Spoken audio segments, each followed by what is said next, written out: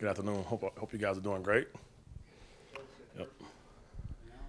Hey, just general thoughts on how things went Yep. on Saturday night. Obviously, slow start, but Yep. it seemed like things got turned around second half a little bit. Now, it was disappointing Saturday night in Gainesville on all parts. Just being honest with you, just the way things didn't start well. There was nothing really positive that we really got from the game except the fact that we fought and we didn't. The game could have really got farther out of hand than what it did. So that's the only credit we can kind of account for really. But unacceptable, disappointing loss. But we're ready to move on and have an opportunity to improve and get better. When you kind of look ahead to Saturday, Tennessee's tempo, I know you faced it last year. Is there anything like that in college football, and how do you kind of go about planning for that as coaches? Well, I don't think there's anything like that in college football. It's a couple of teams that can kind of go that speed, and some teams can do it at the beginning of a game or certain moments. But Tennessee, to me, is a team that's what they do, and the way you practice it is you have to have a full commitment from the football team, meaning that the offense have to give you some looks, and our scout team guys have to give us some looks. And also the head coach has to agree on it, but that's the only way that you can practice that kind of tempo and get yourselves somewhat ready for that pace.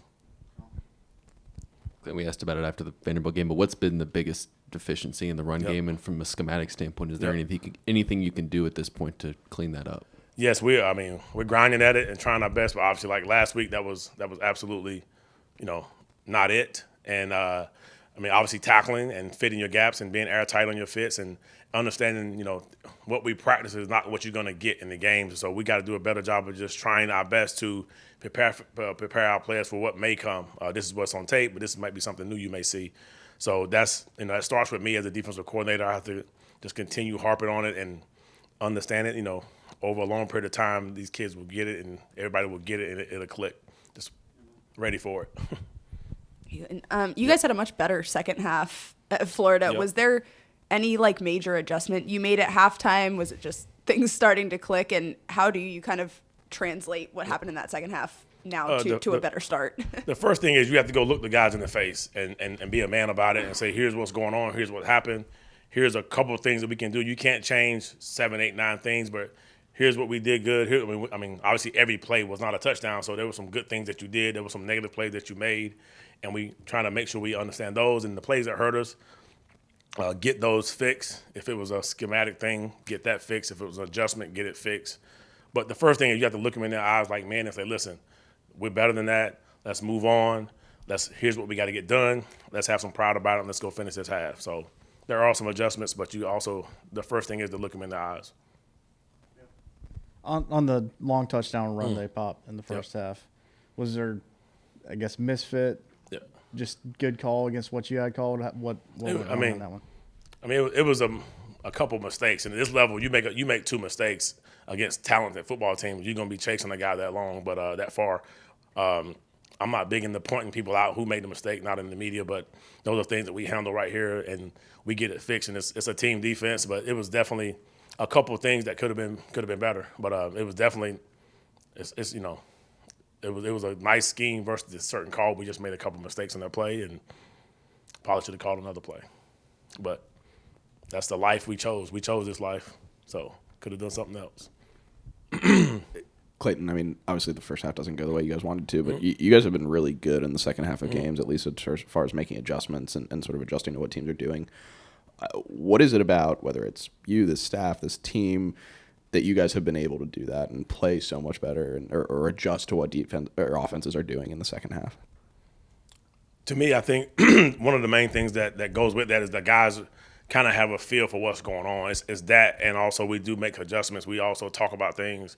We just don't, go in the locker room and draw up brand new defenses or sit in the corner and cry for 20 minutes. But we actually talk about things, get things worked out, and I think our players have a feel for what plays they're about to see coming out in the second half. It's a lot of those combinations, but I don't pull out this magic book and say let's switch everything up and all of a sudden. But it's a collective thing. It's not just one thing. So I think our guys do understand, and Coach Beamer makes sure we go out there and play with great effort in the second half. So we're not, we want to finish and have pride about the way we play. With Tennessee's tempo, how hard is it just to even call a play at times when they're moving so fast on you guys? It's hard because they already know their play. there's times where you have to kind of, as a defense, put in 2 plays and be ready. The next play is this, and so it's difficult. I mean, you have to be on really sharp because you don't know which hash the ball's going to end up on, and they're already going to be there, and our players have to run over there and look, and it can be difficult, but you got to find ways to get it in fast. There's no excuses. This is it. So I mean, you can't say stop, give us time, but we we definitely practicing that, and our guys are kind of used to it. It's the second year going against Tennessee, so they remember how fast it was. With some of your seniors who are going to be playing their last game here, and you've been with those guys for a couple years now. So what's sort of, I guess, your impressions of guys like Sherrod and Brad and I guess Zach who've been pretty big time contributors for you? Trying to get me like to cry or something, man. Nah, but when I first took this job here, obviously it was a transition for those guys to kind of trust me. It's all about trust, and so I kind of connected with all the guys first, just from man to man, just understand that they can get my background and their background. That's the first thing that I care about, just the player itself. But I'm proud of how those guys have battled through this transition. It's not easy to go through a transition you're late in your career. I had a transition my 5th year at NC State, so it takes a lot of trust. And so I kind of leaned back on that, messing with, dealing with Brads and the Sherrods and the older guys, that it's about trust. If the coach trusts you, he knows that you care for him as a person first. I mean, they'll do whatever for you. So that's the first thing I did. But I'm proud to see Sherrod, able to make it to a senior day. So that's kind of what I'm more proud about with him, because obviously his past couple of years have been kind of tough. But that was the first goal I told him this summer is I want to see you go all the way through this thing, and we pretty much there right now. Birch and Pickens were in here yesterday saying that from a defensive standpoint, they need to create some negative plays, create some disruptive plays against this Tennessee offense. Is that easier said than done? And how do you go about trying to kind of get them off schedule? Well, it's definitely, it sounds good. It's a good offense that kind of gets a lot of positive plays. And, I think we had some negative plays against them last year. We just have to, right timing, right stunt, right move, right blitz, right shed at the right time. We can create negative plays. There's multiple ways, but we definitely want to do that to get them behind the chains, and that's every offense you play. So it's not just Tennessee, but you definitely want to be one of the things that we can improve on. We get this far without the Jalen Hyatt question, but what's the challenge that he presents, and kind of how do you go about stopping a guy like Hyatt? Yeah, he's having a heck of a year. He's a good player. Every team has focused on him that played against him, make sure he's trying to stay in check. He's had his way. We want to do a great job knowing that he's going to make catches. Our job is to, try to prevent the big plays for touchdowns and understand that good players are going to make plays, but we want to make sure we challenge and compete. And then when it's our turn to make a play, let's make a play also to have a major outcome on the football game. What is your favorite Pete Limbo story? Oh, my God. Well, me and Pete live in the same neighborhood, first of all. So favorite Pete Limbo story? God. Well, I don't really have one. I mean, he's a good dude. We're locker mates, you know what I mean? So he's told me some good stories.